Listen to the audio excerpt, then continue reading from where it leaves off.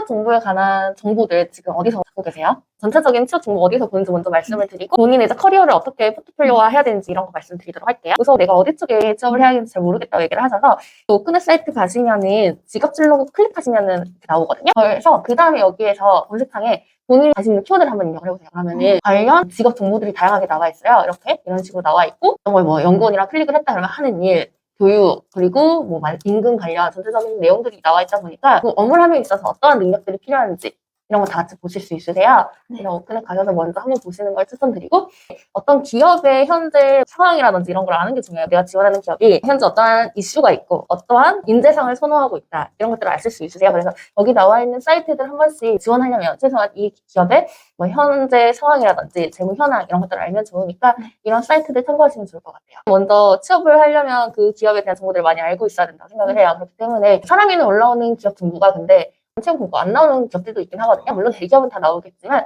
그래서 이렇게 다양한 사이트들 한 번씩 그리고 만약에 올해 채용 공고를 기반으로 내년에도 똑같이 유지가 될 수 있기 때문에 그런 사람들 미리미리 참고하셔가지고 보시는 것도 준비하시는데 도움이 되실 거예요. 이제 우리가 자소서를 쓰시거나 나의 경험들을 쓰시려면 내가 그동안 보통 이제 고등학교 때의 내용은 제외하고 대학 이후부터의 경험들을 살려서 얘기를 하시거든요. 그러면은 혹시 내가 지금 4학년이라고 하셨잖아요. 1학년 때부터 4학년 때까지 어떠한 일을 했다, 어떠한 프로젝트에 참여를 했고 뭐 어떠한 대외 활동을 했고 이런 거를 리스트화 하셨나요? 아니요.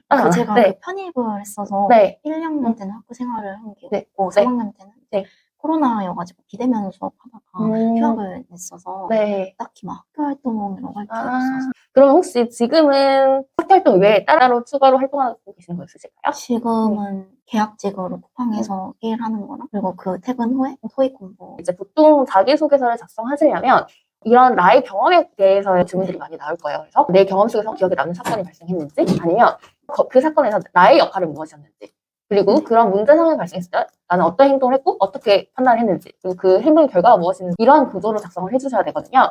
그래서 그러면은 하나만 예시를 해볼게요. 지금 쿠팡에서 일을 하고 계신다 하셨잖아요. 쿠팡에서 어떤 일을 하고 계세요? 데이터 라벨링. 그럼 그 데이터 라벨링을 할 때 나는 구체적으로 어떤 일을 하고 계시는 거예요? 소비자가 검색을 했을 때 검색 의도에 좀 더 부합한 결과값을 내줄 수 있도록 그런 걸 서포트하는 역할을 하고. 그러면은 그 데이터 라벨링 서포트를 할 때 내가 나의 역량을 좀 더 높이기 위해 내가 했던 노력들이 있으실까요? 아니면은 어려운 일이 발생했다는 거야. 어떠한 고객들의 니즈에 내가 원하지 않는 데이터 값을 도출해서 뭔가에 잘못을 했다든지 이런 경험들이 있으실까요? 고객이 원하는 니즈에 제가 결과값을 입력을 해줘야 되는데 이게 오류가 잦다 보니까 한번 좀 다른 데서 트레이닝을 받게 됐었는데 이제는 트레이닝을 안 받고 다시 복귀를 해서 성과가 조금 더 좋아지는 방향으로. 보통 이제 지원자분들은 저 한 경험이 없다. 뭘 써야 될지 모르겠다는데 바로 이러한 소재들이 그냥 자소서 쓰실 때 도움이 되거든요. 근데 나는 그러면은 그 고객들의 오류가 발생했던 이유가 무엇이었고 예를 들어서 오류가 발생했던 이유를 찾아가는 과정 속에서 나의 역할을 보여주셔도 돼요. 그 속에서 내가 찾기 위해 제일 중요시했던 건 무엇이었는지 그러한 거를 내가 개선시키기 위해 뭘 했는지 그런 오류들을 내가 찾기 위해서 뭐 상급자와의 커뮤니케이션을 진행을 한다든지 아니면 조금 더 내가 직접적으로 능동적으로 뭔가 잘못된 걸 찾기 위해서 어떻게 노력을 했는지 그런 것들을 이제 자소서에는 녹여내주시면 좋아요. 가장 중요한 거는 지금 1학년, 2학년, 3학년, 4학년 동안 내가 어떤 활동들을 했는지를 메모를 해두셔야 돼요. 항상 이제 학생들한테 포트폴리오 화 해놓으라고 하거든요. 예를 들어서 1학년 때 정말 사소한 거 있었어요. 1학년 때 봉사활동 했던 경험이라든지 아니면 아까 토익 공부하신다고 하셨잖아요. 정말 소재를 쓸 게 없다.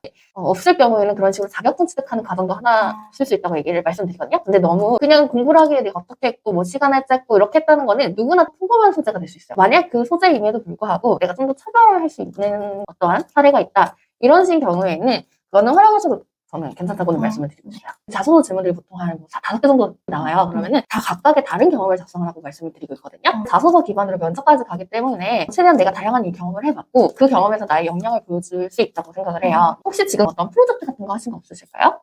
교양 수업이 소셜벤처라는 수업이었는데 사회적 기업을 팀원들끼리 만들어보는 그런 프로젝트가 있었어요. 이런 거 되게 좋아요. 그러면 거기서 이런 거는 꼭 메모했었다가 그리고 그 결과물 있잖아요. 결과물 파일을 꼭 갖고 계세요. 그래야 내가 자소서 쓸 때도 좀 도움이 되거든요. 소셜벤처 프로그램 할 때 나의 역할은 뭐였어요? 내가 팀장이었는지 팀원이었는지 이런 것도 중요하고 팀원이었는데 다 똑같이 그 역할을 분배하고 했어서 네. 다 똑같이 네. 발표하고 다 똑같이 자료 조사하고 그랬었거든요. 그러면은 똑같이 자료 조사한 게 중요한 게 아니라 내가 조사했던 내용이 무엇이었어요? 저희는 일단 그 사회적 문제를 네. 담배꽁초가 길거리에 너무 많이 버려져 있다. 네. 그래가지고 이거를 어떻게 해결하면 좋은지 네. 그거에 대해서 썼는데 네. 이제 다른 나라가 어떻게 해결했는지도 네. 보고 다른 학교 동아리들이 어떻게 해결했는지도 네. 찾아보고 그 담배꽁초가 우리한테 어떻게 나쁜지 그 버려지는 과정에서 어떠한 가공 처리하는 과정에서 네. 환경에 얼마나 나쁜지 그런 거를 좀 조사했었어요. 네. 근데 여기서 포인트는 내가 지원하는 분야가 만약에 통계학과라면 이런 걸 조사를 했다. 근데 그 했을 때 통계 데이터를 뭐와 어떤 수치를 비교해서 뒀다라고 꼭 써주셔야 돼요. 근데 만약에 지원하는 분야가 영업이라면 영업에서 중요한 포인트만 그 자소서의 내용을 변경을 좀 해주셔야 돼요. 예를 들어서 영업이라면 사람들의 생각이나 이런 거 마인드 잘 알고 잘 파는 게 중요하잖아요. 소비자 입장에서 아니면 고객 관점에서 어떻게 무언가를 분석을 해봤다. 이런 게 조금 더 자소서에는 녹아내리는 게 좋아요. 그래서 자소서 똑같은 경험일지라도 내가 지원하는 분야가 예를 들어서 뭐 마케팅이라면 마케팅에서 통계 데이터 돌릴 수 있잖아요. 어떤 뭘 중점을 기반을 두고 내가 데이터를 분석을 했다. 아니면은 국내 수치와 해외 수치를 비교하기 위해 어떠한 데이터를 활용해서 통계값을 돌려보았다. 아니면 어떤 프로그램을 활용해서 두 개의 앞으로의 발전 가능성을 뭔가 비교 분석해봤다. 이런 식으로 자소서 했을 때는 구체적으로 지원하시는 분야에 맞게 써주시는 게 가장 중요해요.